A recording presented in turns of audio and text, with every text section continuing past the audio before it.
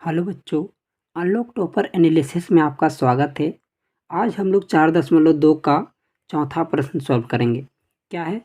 दो क्रमागत धनात्मक पूर्णांक ज्ञात कीजिए जिनके वर्गों का योग 365 हो। ठीक है, दो क्रमागत का मतलब क्या होता है?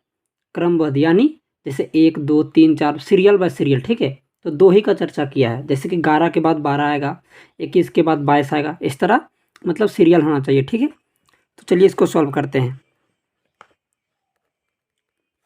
मान लेंगे, माना पहला धनात्मक। ठीक है,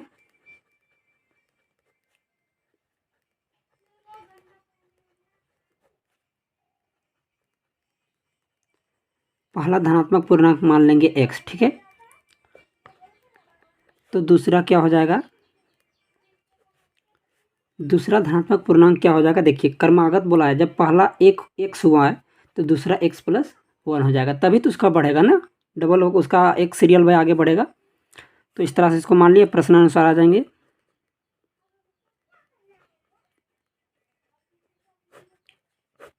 प्रश्नानुसार योग दिया हुआ है। ठीक है, वर्गों का योग करना है। वर्ग मतलब क्या हो जाएगा? देखिए यहाँ पर पहला संख्या क्या है? x का वर्ग करेंगे प्लस दूसरा x+1 का वर्ग कर देंगे इक्वल टू, योग दिया हुआ है 365। ठीक है, और वर्ग यहाँ पर करते हैं। सबसे पहले यहाँ पर देखिए, ये तो वर्ग में ही रहेगा। यहाँ पर क्या है? देखिए a+b के होल स्क्वायर के रूप में। ठीक है, अब a+b का होल स्क्वायर आपको पता होगा क्या होता है? a² + 2ab + b² होता है। ठीक है, ये होता है a+b का होल स्क्वायर। तो चलिए इसको उसी रूप में खंड करेंगे, तो क्या हो जाएगा?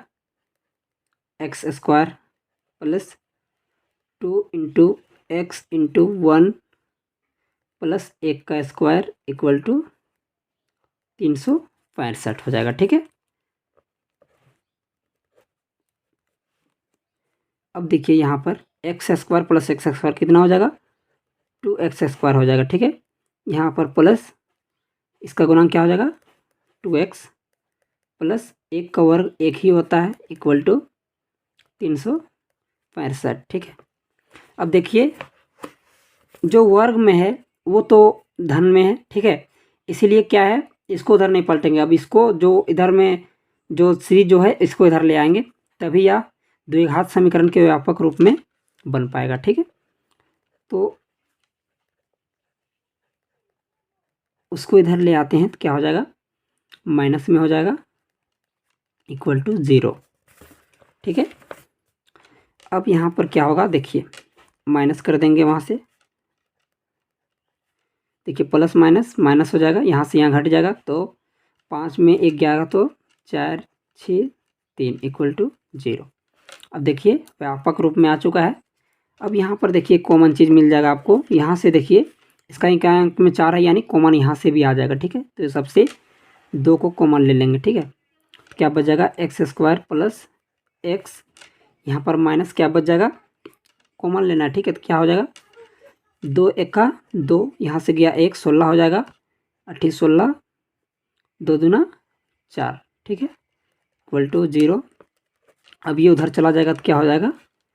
0 बन जाएगा। ठीक है, क्योंकि ये गुना में है और उधर 0 है, तो 0 से भाग लग जाएगा तो वो 0 हो जाएगा। ठीक है, देखिए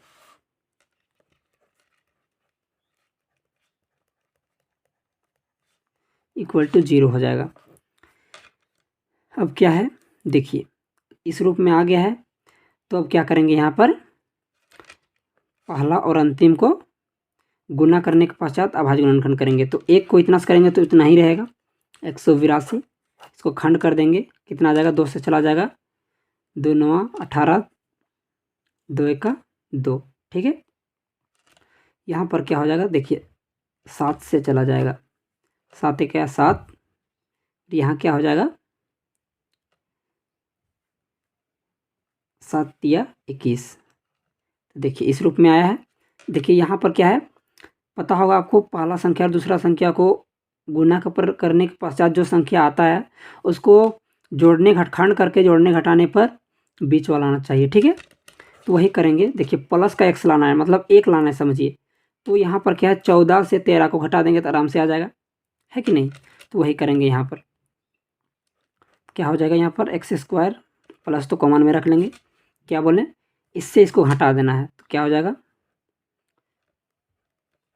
14x माइनस 13 x माइनस यहाँ रह जाएगा 182 इक्वल टू 0। अब यहाँ पर बाहर कर देंगे, ठीक है, minus 13x minus 182 equal to 0।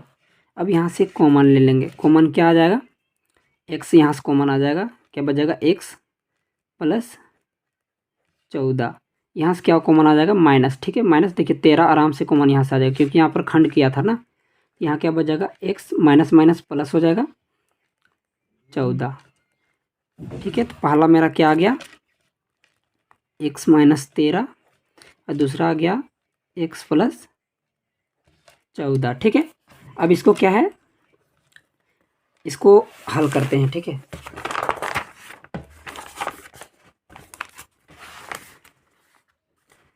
किस रूप में था, यहाँ ध्यान दीजिएगा,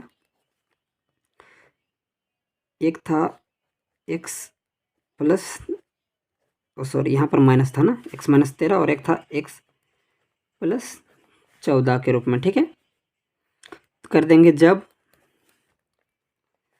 कर देंगे x माइनस 13 बराबर 0 हो, और एक तरफ कर देंगे जब x प्लस 14 बराबर 0 हो, ठीक है। तो यहाँ पर क्या हो जाएगा, x इक्वल टू इधर चला जाएगा तो बराबर के उधर तो 13 आ जाएगा, ठीक है, और इधर क्या आ जाएगा x, जब इधर जब प्लस 16 उधर जाएगा तो माइनस का 14।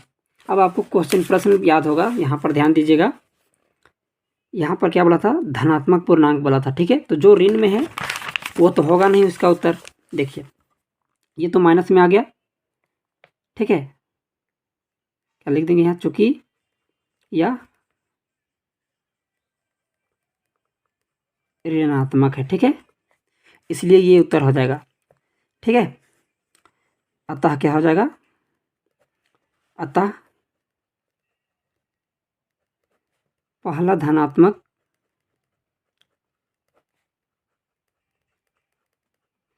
पूर्णांक क्या माने थे, एक्स, तो एक्स का मान कितना रख देंगे 13, ठीक है। और दूसरा क्या माने थे, दूसरा धनात्मक पूर्णांक क्या था x प्लस 1, तो x का मान क्या था 13 आया है, प्लस का 1 इक्वल टू कितना आ जाएगा 14। ये हमारा हल हो गया, ठीक है। मिलते हैं नेक्स्ट टॉपिक पर, तब तक के लिए धन्यवाद।